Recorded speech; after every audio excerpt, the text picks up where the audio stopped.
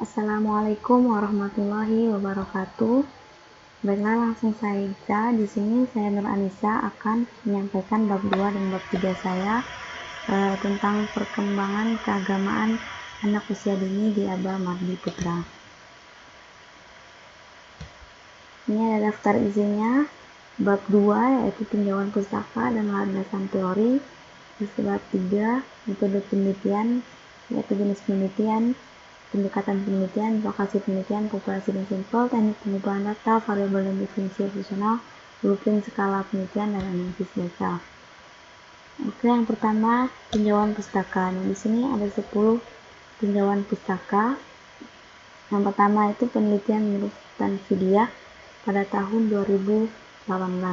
Nah, di dalam jurnalnya yang berjudul Perkembangan Agama dan Moral yang Tidak Tercapai pada Anak Usia Dini, penelitian ini membahas tentang perkembangan agama dan moral pada anak usia dini di TK Al-Masyito Dasari Krafiyah Jakarta. Terus yang kedua, penelitian Sukatin pada tahun 2018. Dalam jurnalnya yang berjudul Perkembangan Jiwa Keagamaan pada Anak dan Remaja. Jurnal ini menjelaskan bahwa perkembangan dapat diartikan sebagai perubahan yang progresif dan kontinu atau berkesinambungan dalam diri individu dari mulai lahir sampai mati. Terus yang ketiga, penelitian Ratnawati pada tahun 2016. Di dalam jurnalnya yang berjudul Memahami Perkembangan Jiwa Keagamaan pada Anak dan Remaja. Tujuan penelitian ini adalah untuk menemukan teori-teori ilmiah yang konkret dan valid tentang perkembangan jiwa agama pada anak dan remaja. Terus yang keempat, penelitian Ahmad Zaki Mubarok pada tahun 2014. Dalam jurnalnya yang berjudul Perkembangan Jiwa Agama. Nah, jurnal ini membahas tentang manusia yang mengalami perkembangan jiwa. Terus yang kelima, penelitian Rosi Delta Fitriana pada tahun 2019. Di dalam jurnalnya yang berjudul Perkembangan Jiwa Agama pada Anak, Analisis Kajian dan Pemikiran dalam Psikologi Agama. Jurnal ini menyimpulkan bahwa manusia dilahirkan dalam keadaan lemah, fisik maupun psikis, maupun dalam keadaan yang demikian. Para ahli psikologi agama pada umumnya berpendapat bahwa dalam diri manusia terdapat religious insting, yaitu potensi yang secara alami membawa manusia dalam kehidupan beragama. Terus yang keenam, penelitian Andre Tiono Kurniawan pada tahun 2015. Nah, dalam jurnalnya yang berjudul Perkembangan Jiwa Agama pada Anak, jurnal ini menyimpulkan bahwa secara umum agama seorang ditentukan oleh pendidikan, pengalaman, dan menjalankan jalannya dalam agama seseorang. Terus yang ke-7, penelitian Khadijah pada tahun 2016. Dalam jurnalnya yang berjudul Pengembangan Keagamaan Anak Usia Dini. Nah, jurnal ini menyimpulkan bahwa sifat-sifat keagamaan yang dimiliki oleh anak usia dini yaitu unreflektif, ogensentris, antromorfis, verbalis, contextualis, imitatif, serta rasa takjub atau kagum. Terus yang ke-8, penelitian Citra Juniatni pada tahun 2017. Nah, dalam jurnalnya berjudul Perkembangan Agama pada Anak Usia Dini. Jurnal ini menyimpulkan bahwa perkembangan nilai-nilai agama artinya perkembangan dalam kemampuan memahami, mempercayai, dan menjunjung tinggi kebenaran-kebenaran yang berasal dari Sang Pencipta.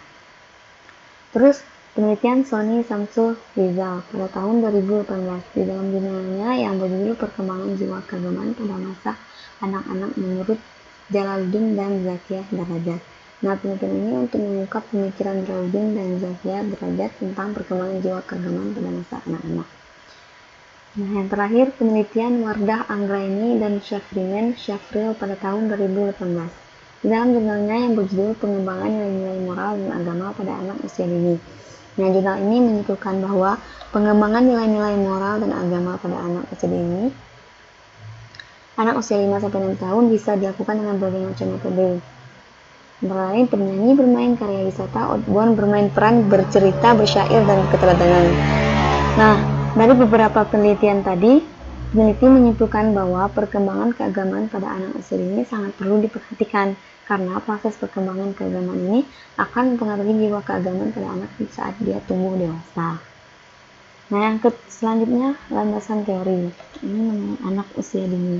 Di sini ada 3 pendapat menurut J. Black dalam jurnal Ilmu Tarbiyah yang berjudul Pendidikan Anak-anak Usia Dini di Area Milenial. Nah, masa pranala atau sebelum dilahirkan sampai usia 6 tahun merupakan masa yang biasa disebut dengan usia dini. Terus menurut Santrok, perkembangan otak anak terus berkembang jadi anak berusia 2 tahun sampai 5 tahun.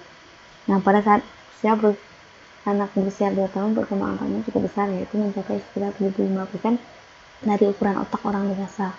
Saat memasuki usia 5 tahun, perkembangan otak anak terus berkembang bahkan bisa mencapai 90%. Nah, berdasarkan penelitian Direktorat Pendidikan Anak Usia Dini atau PAUD, bahwa pada saat usia dini total proses perkembangan otak anak mencapai sekitar 80% dari keseluruhan proses perkembangan. Terus, dari beberapa pendapat tadi dapat disimpulkan bahwa usia dini juga sering disebut dengan usia keemasan atau golden age, yang mana pada usia dini anak bertumbuh kembang. Dalam hal ini, orang tua harus lebih memperhatikan tumbuh kembang anak baik dalam hal pengasuhan, perawatan, pendidikan, maupun layanan kesehatan agar di saat dewasa tumbuh kembang anak sudah baik atau matang.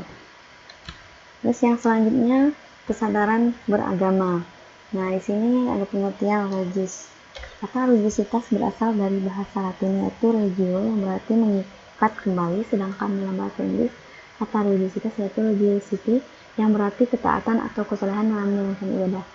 Nah, Piaget mengatakan bahwa dalam kesadaran beragama terdapat beberapa tahap, yaitu tahap pertama, pra-operasional pemahaman keagamaan atau pre-operasional intuitive religious talk, yaitu usia bayi sampai dengan usia 8 tahun. Nah, tahap kedua, pemahaman operasional agen agama secara konkret atau konkret operasional religious talk, yaitu usia 7 sampai dengan usia 14 tahun. Nah, yang tahap ketiga, pemahaman keagamaan secara operasional atau formal operasional religious talk, yaitu usia 14 tahun sampai remaja akhir. Nah, selanjutnya perkembangan agama pada anak-anak. Nah, di sini perkembangan agama terjadi dalam dua tingkatan, yaitu tingkat dongeng. Nah, pada tingkat dongeng ini persepsi Tuhan pada saat usia 3-6 tahun masih menggunakan persepsi atau konsep kontraktif yang masih mencakup cerita dongeng yang kurang masuk akal. Terus tingkat kepercayaan.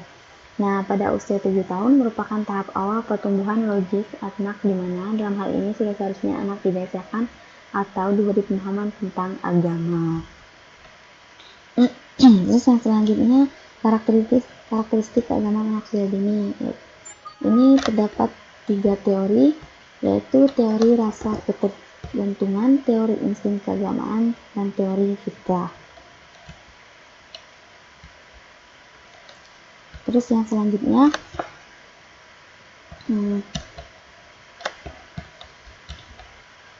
landasan faktor pembentuk jiwa keagamaan pada anak. Nah, sini ada 2 faktor, yaitu faktor internal kebawaan, terus yang kedua faktor eksternal lingkungan. Nah, faktor bawaan ini misalnya pada masyarakat yang masih primitif muncul kepercayaan pada roh-roh gaib.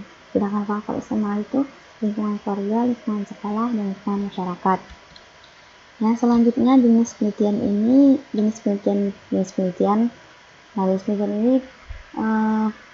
adalah penelitian deskriptif.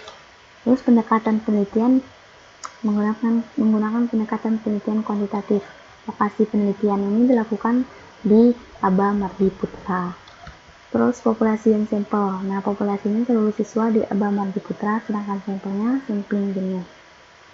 Nah, teknik pengumpulan data melalui wawancara, angket, observasi, dan dokumentasi. Variabel dan definisi operasional. Perkembangan keagamaan anak usia dini adalah proses perubahan psikis yang dialami oleh anak usia dini terkait dengan kemampuannya dalam memahami dan melakukan perilaku yang baik berdasarkan agama yang diyakininya. Nah, ini blueprint angketnya. Ini ada beberapa aspek, yaitu aspek pemahaman keagamaan, kesadaran beragama, pengalaman keagamaan, nilai-nilai keagamaan. Masing-masing item itu 5 item favorit itu ada 5 item angket. Jadi totalnya 40. Nah, yang terakhir analisis data. Nah, analisis data dalam penelitian ini adalah analisis kuantitatif deskriptif. Nah, isinya judul perkembangan keagamaan anak usia dini TK Aba Mardi Putra. Analisis statistiknya menggunakan diagram. Oke, segitu saja yang dapat saya sampaikan. Kurang lebihnya saya mohon maaf. Wassalamualaikum warahmatullahi wabarakatuh.